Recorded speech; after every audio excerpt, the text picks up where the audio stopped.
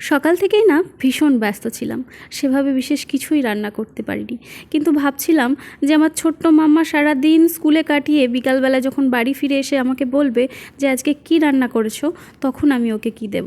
এটা ভাবতে ভাবতেই বানিয়ে ফেললাম ওর পছন্দের একটা দুর্দান্ত রেসিপি। এই মাছের রেসিপিটা ওর ভীষণ পছন্দের, কারণ এর মধ্যে কাঁচা আম, গন্ধরাজ লেবু আর পোড়া সর্ষে রয়েছে, যেটা ও ভীষণ পছন্দ করে। তো ভাবলাম আজকে মাম্মার পছন্দের এই রান্নাটা তোমাদের সাথে শেয়ার করি। এইভাবে একবার রান্না করে দেখো, রান্নাটা যে কি টেস্টি হয়। যে সমস্ত বাচ্চারা মাছ খেতে চায় না, তারাও ভীষণ পছন্দ করবে। তো চলো দেখে নিই রান্নাটা করার জন্য কি কি লাগছে। প্রথমে নিয়ে নিয়েছি একটা কাঁচা আম। এখন তো আমের সিজন, আর আমার মাম্মা পাকা আম বা মিষ্টি কোনো ফল একেবারেই পছন্দ করে না। ওর যে কোনো টক জিনিস ভীষণ পছন্দ, সেটা তেঁতুল হতে পারে, সেটা আম হতে পারে, কিন্তু কোনো রকম পাকা ফল খাবে না। এই আম যখন পেকে যাবে তখন কিন্তু ওকে কোনোভাবেই খাওয়ানো যাবে না। তো আমি যখন আম দিয়ে এই মাছের রেসিপিটা বানাই, ওর এটা ভীষণ পছন্দ হয়।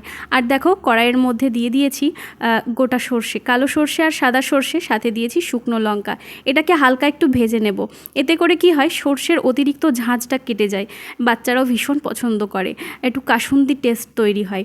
আর এখানে দিয়ে দিয়েছি সাথে অল্প একটুখানি পেঁয়াজ, গোটা পেঁয়াজ ছোট ছোট টুকরো করে এর সাথেই ভেজে নিয়েছি। কিন্তু কোনোটাই কিন্তু খুব বেশি ভাজবো না, অল্প একটু ভাজবো। অল্প একটু ভাজা ভাজা করে ঝাঁঝটা শুধুমাত্র কাটিয়ে নেব, আর তারপর উঠিয়ে রেখেছি।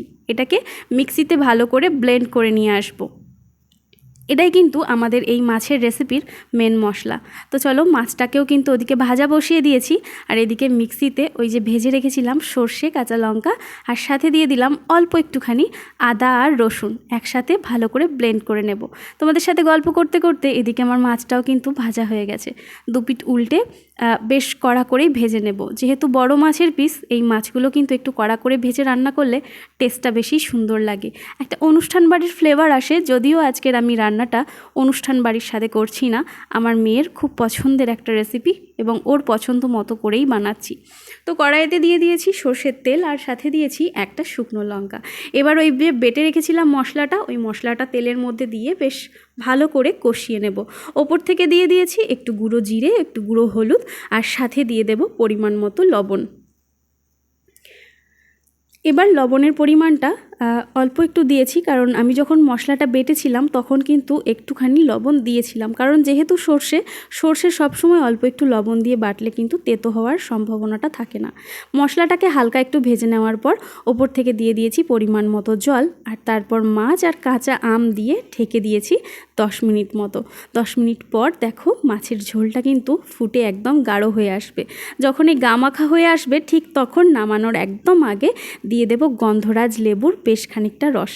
এবার গন্ধরাজ লেবুর রস দেওয়ার পর আর কিন্তু বেশিক্ষণ তাপ দেওয়া যাবে না। গ্যাসের ফ্লেমটাকে লোতে রেখে 5 মিনিট মতো ফুটিয়েই একদম গাঢ় করে নামিয়ে নেব মাছের এই রেসিপিটা। এত টেস্টি হয় এই মাছের রেসিপিটা। এটাতে কিন্তু আম দেওয়া হয়েছে বলে খুব যে টক হয়ে যাবে, বা লেবু দেওয়া হয়েছে বলে এটার কারণে মাছের ঝোলটা টক টক লাগবে, সেটা কিন্তু একেবারেই নয়। গন্ধরাজ লেবুর একটা সুন্দর গন্ধ মাছের মধ্যে থাকবে, আবার ওদিকে কাঁচা আমের একটা ফ্লেভারও কিন্তু পাওয়া যাবে। ভীষণই সহজ এবং দারুণ টেস্টি মাছের এই রেসিপিটা তোমরা অবশ্যই একবার ট্রাই করো। আশা করছি তোমার বাড়ির সদস্যদেরও ভীষণ ভালো লাগবে। আচ্ছা, আজকের রেসিপিটা তোমাদের কেমন লাগলো অবশ্যই কমেন্টে জানিও, আর আমার এই রেসিপিটা তোমরা কোথা থেকে দেখছো সেটা কিন্তু কমেন্টে জানাতে ভুলো না। এরকম সুন্দর সুন্দর রেসিপি পাওয়ার জন্য অবশ্যই ফলো করে নিও আমার এই চ্যানেলটিকে। সবাই ভালো থেকো, সুস্থ থেকো। আজকের মতো আসি, টাটা।